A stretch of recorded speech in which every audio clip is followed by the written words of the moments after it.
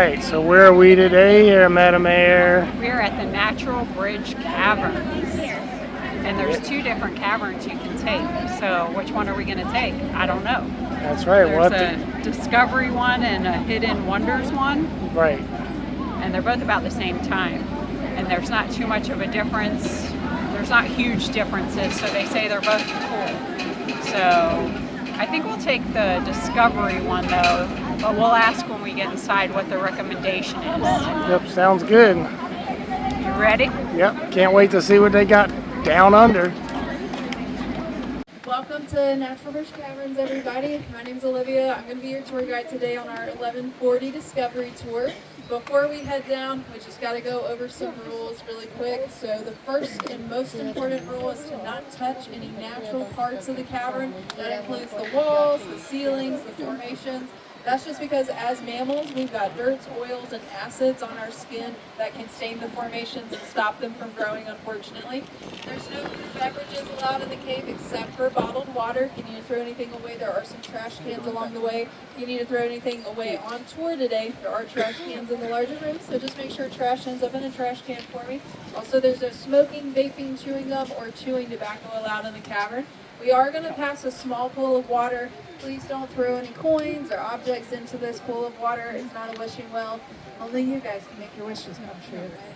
Now, if we happen to see any wildlife, please don't interact with them or shine bright lights at them. We're going into their space. We want to be respectful. There is going to be low-level lighting when we enter the cave, so it may take a moment for our eyes to adjust. The cavern's 70 degrees inside, but it's at a relative humidity of 99%, so it's going to feel closer to 80, 85 degrees in there. A little sticky, but not too bad. We do recommend wearing rubber-soled walking shoes because there are steep and wet sections.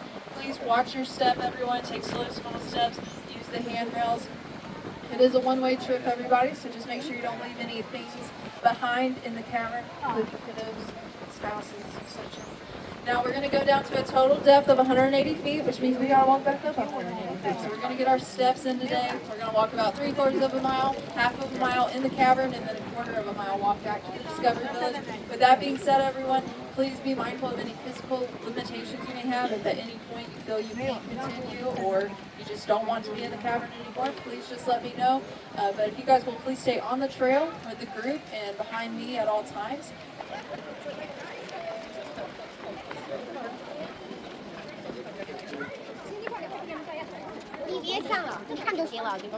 Purple flowers. Those are the ones that used to pop up at Shady Road. Geologists theorize that this sinkhole where we're standing used to be an upper room of the cavern system. However, 5,000 years ago, the ceiling of that room collapsed, and when that collapse happened, it created the sinkhole where we're standing, and it also left behind that 60-foot long limestone natural bridge right there. So that's where we get our name, of course, Natural Bridge Caverns. That is the bridge. Now, local ranchers and farmers had known about this sinkhole since the early 1900s, but it wasn't until the early 1960s that the area would be formally explored when 4 university students from St. Mary's University's grotto here in San Antonio got permission from the landowner to come check things out. Also, a grotto is just a group of cave explorers. I didn't know what that was until I started working here, so I just like to clarify. But on those guys' 4th expedition on March 27th, 1960, they found a 120-foot long crawlway leading to over 2 miles of cavern system. And we're going to go see some of what they found. Now, we started development here in 1963, and the very first tour went down on July 3rd, 1964. So we've been doing this tour a little over 60 years now, which is pretty special. A little bit later in that year, on August 5th, 1964, the late Governor John B. Connolly hosted a small dedication ceremony to honor the 4 original discoverers as well as the 4 original developers. Those guys' names are listed on that lower right-hand plaque on those boulders right there. Then in the 1980s, we added that upper left-hand plaque to honor Mrs. Clara Wolf-Wiest Heidemann, the original landowner, also the one most responsible for getting our caverns developed. So at this point, we're going to head into our first room, and on the right-hand side, you're going to pass a white sign. It has the Texas Law and Cavern Protection Act. It just pretty much says it's against Texas state law to intentionally damage a formation.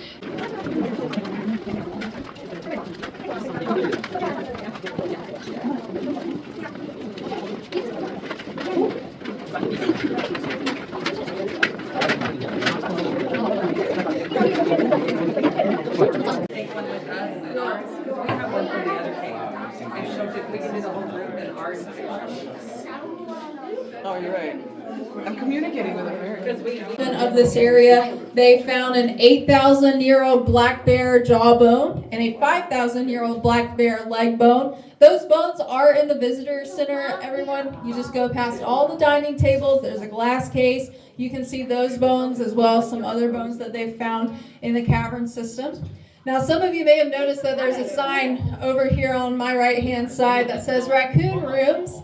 And that's there because the explorers thought there was going to be a way into the cave in that direction, but all they found was a dead end and a family of raccoons. So we joke that their descendants haunt us every night in our parking lot trash because they wreak havoc out there.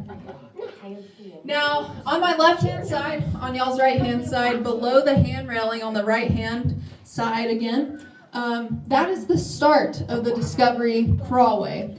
Now, my people in the back, you're not going to be able to see it from back there, but once you get closer this way, there's a sign. It says Discovery Entrance, March 27th, 1960. You can't miss it. But that is the beginning of that 120-foot-long passage that our 4 explorers went down on their 4th expedition. At its widest point, everyone, it's about 22 inches wide. At its most narrow point, it's only about 11 inches wide. So, who wants to go first? I'm just kidding, you guys. I'm not brave enough to go that way, so we're just going to stick with walking. Yeah.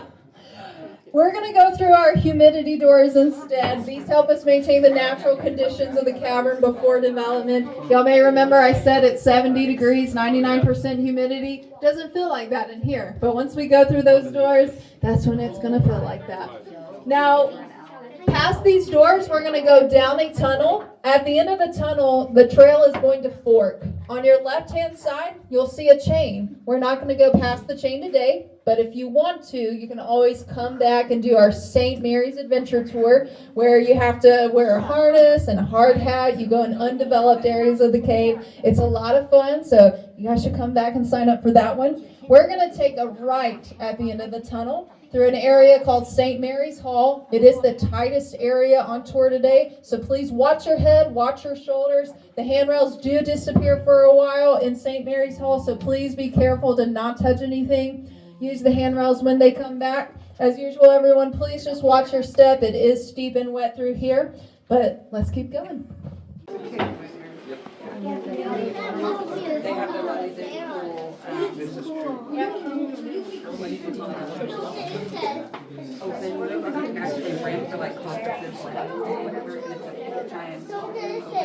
Imagine they just call it. I don't know my glasses on, but get closer, I'll tell you. What's going there? Eric, I felt like raccoon.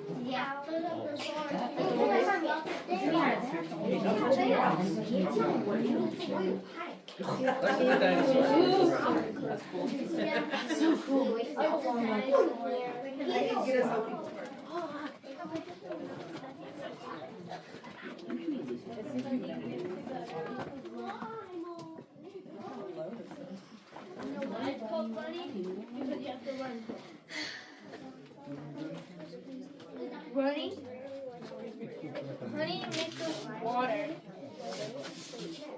Actually,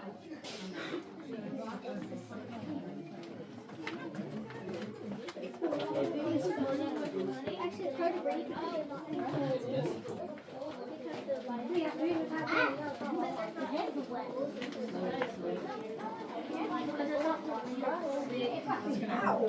It opens up pretty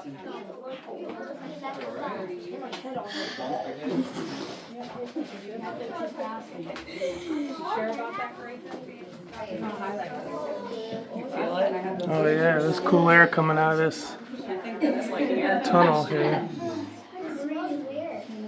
Yeah, because there's honey everywhere. It's pretty humid in here, but it's still cool. It feels like it's probably about maybe 78. 108 feet beneath the natural bridge. If we take a look over here, you can see some of our beautiful formations. These are called dripstones. Dripstones just means it's formed from dripping water. So these ones growing from the cave floor upwards towards the ceiling, those are our stalagmites. And then our formations growing from the ceiling towards the floor, those are our stalactites. Right here, you can see that we have an example of one that extends all the way from the ceiling to the floor. So this is considered a column, because that's what we call them. Thank you guys, I'm happy. We also have some long skinny stalactites right jokes. here. These are our soda straws. They are thin and hollow like a straw, and they are a very fragile formation. Now on the sides of the walls, we have examples of flow stones. Flow stones just means it's formed from flowing water. So these ones right here, where it looks like that cave wall has been kind of pinched out just a little bit, those are called cave ribbons. When cave ribbons get a little bit bigger and start to come off the wall even more, we call them cave curtains. So if we take a look back here, you can see an example of a cave curtain to the left of the column right there. Now, when cave curtains eventually touch the floor, or a floor-like surface, we call them draperies. So if we take a look behind these folks over here, you can see an example of a drapery right here. Now, all of the formations look a little bit different, but they all start out the exact same way, everyone. And that is just with rainwater. So basically, rainwater from above the cavern, it picks up carbon dioxide as it's making its way through the soil, because it comes into contact with decaying matter like dead plants and animals. It picks up carbon dioxide, and that carbon dioxide mixes with that rainwater. It forms a weak acid. We call it carbonic acid. And then when that carbonic acid reaches limestone, which is what we've got all around us, it's going to start dissolving that limestone, eating away at it. As it eats away at it, it picks up minerals along its way, mainly a mineral called calcite.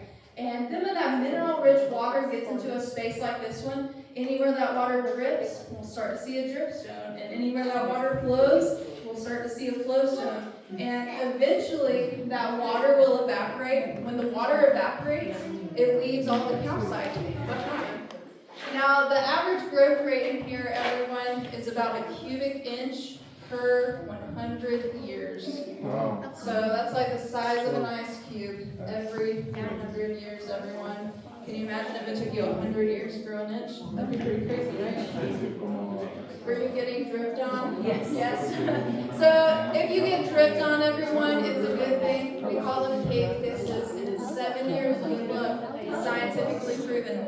Now this next area, we're going to go down 72. If I can have everyone's attention, we're going to go down 72 feet of switchbacks. And there's going to be some tight corners, so please just take those slow, small steps on these tight corners. Take wide turns. Use the handrails. Again, it is steep and wet.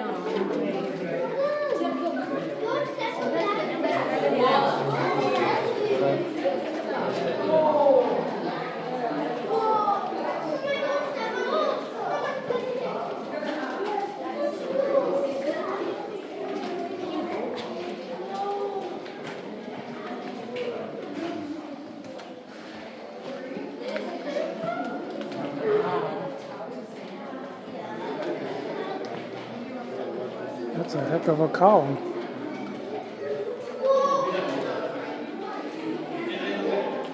Wow.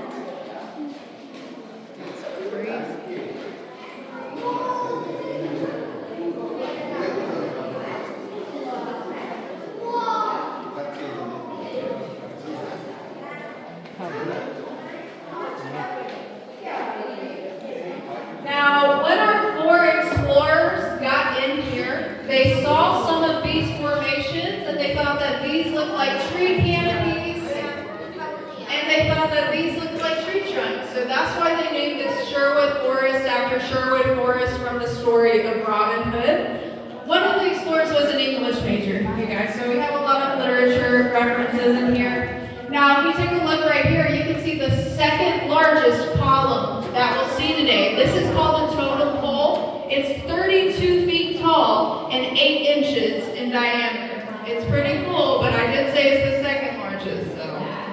Now, in Pluto's ante room, I told you a little bit about the process of how all of this stuff grows. So at Sherwood Forest, I'm going to tell you about how we get these rooms and chambers. If you guys will keep coming this way so that my people in the back can also make their way into this room. Y'all can come over this way. Perfect. We are 180 feet below the surface. To tell you the story of how we got these rooms, we got to go back in time to about 105 to 115 million years ago, when this part of Texas was under a warm, shallow sea. During that time, plants and animals would die. They'd fall to the bottom of that sea. They would mix with all that sand and sediment down there, and layer by layer this built up until it all compacted into limestone. If you guys look on the wall behind you, you can see the various layers in the rock, and you can just imagine how millions of years ago this was under an ocean. Pretty crazy. Now, a little bit later, about 20 million years ago, we had some earthquakes here, some seismic activity, and those earthquakes opened up cracks and openings in the limestone. If you look on the ceiling, you can see an example of one of these cracks. You can pretty much follow the line of stalactites across the ceiling, and it keeps going into the next room. So as we keep going, periodically pause, look up at the ceiling, you can still see that joint or that crack. These openings were really important because they let water get in here more easily, and as that water got in, it started carving out all of our rooms and chambers. And eventually, the water that filled these areas just went down into the aquifer below us. And once that water drained down, air was able to get in. The air used the same openings that the water had used. Air is super important for all of this stuff to be possible because air is what allows water to evaporate. And because the water can evaporate, the calcite can get left behind and keep growing at that super fast rate, right, of a cubic inch per 100 years. Oh,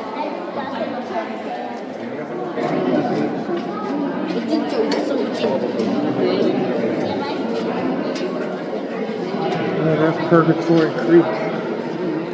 Is that like Turtle Purgatory? Creek of Turtle Purgatory.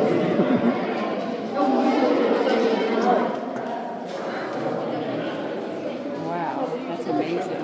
Yeah. There's a creek way down there. All the water dripping. Look at those neat formations way down there. Yeah.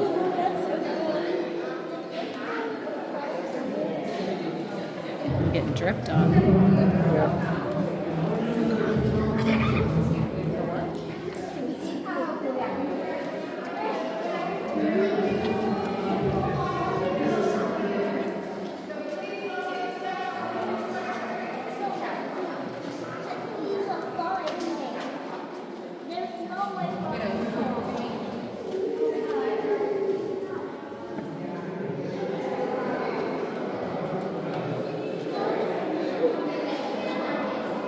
They had to walk through that.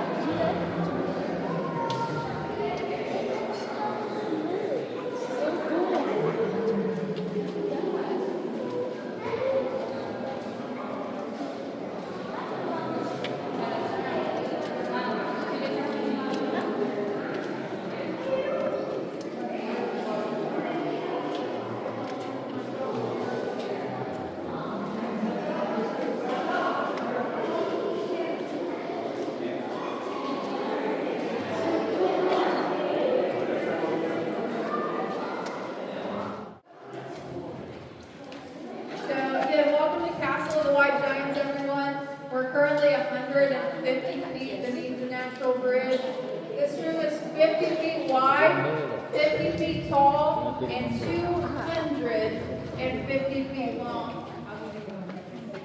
Now on the right-hand side, you can see some beautiful formations. These are called brimstone pools over here. They basically form like that as water flows from higher areas into lower areas and pushes the calcite out forward.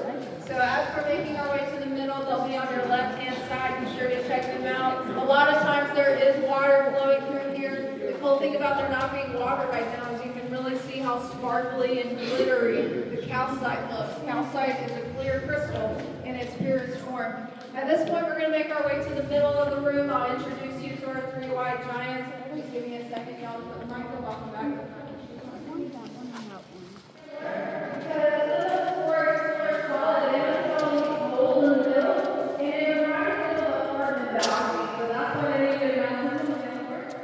Our last white giant over here on the right, this is the king's throne. The king is out right now. Everyone will see him a little bit. So you can see that we have two armrests, a little footstool, a little table. This also looks like a massive jellyfish. Pretty cool. There's also some beautiful cave bacon. If we take a look up in between the watchtower and Mount the Landlord, you can see some cave curtains up here. And they are translucent, just like bacon. Pretty beautiful. Now, there's also Zoe.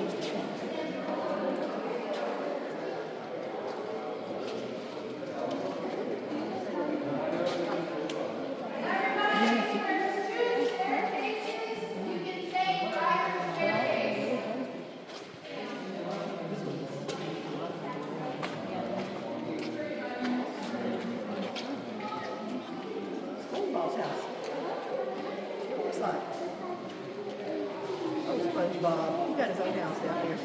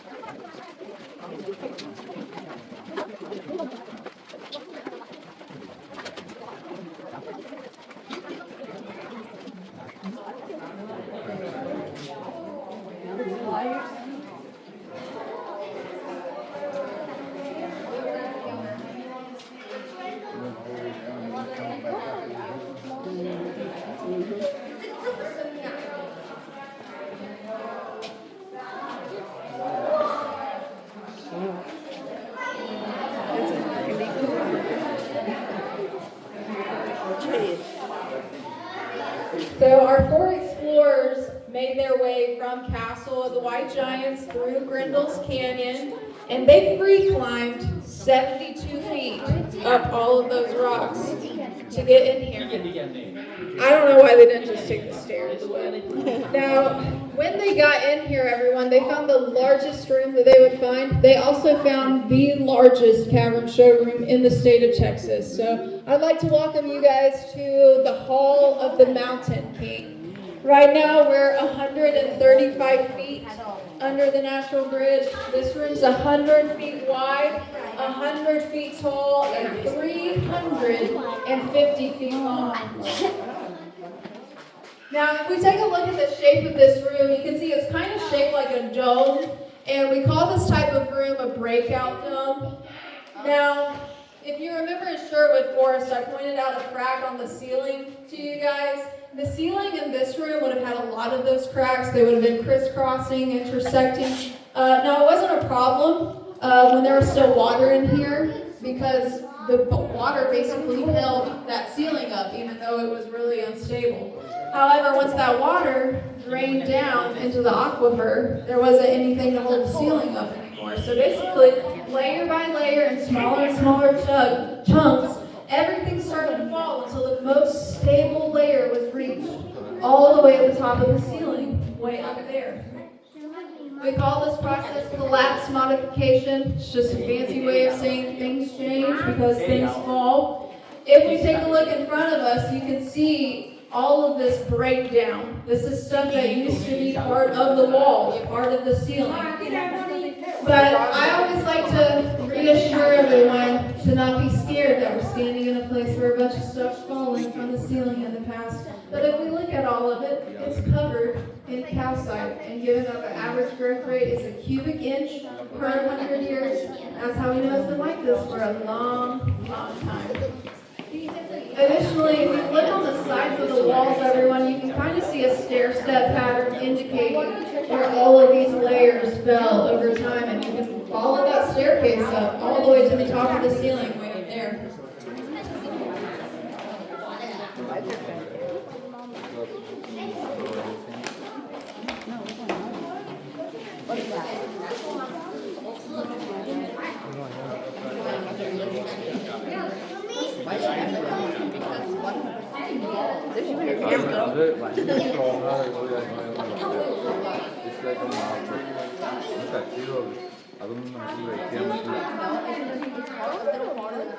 Even if you kick it, not gonna break.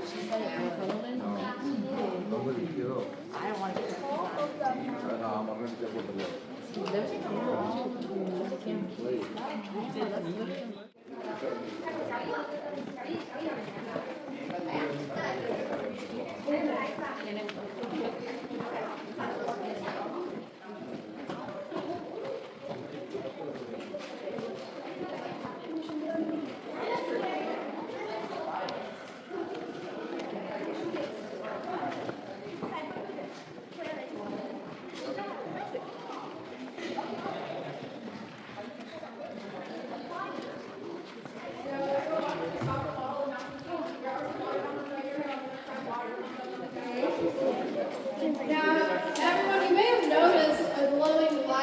distance over there, and that is the last wired light in our cavern system. Beyond that light's another 1.5 miles, but undeveloped cave system.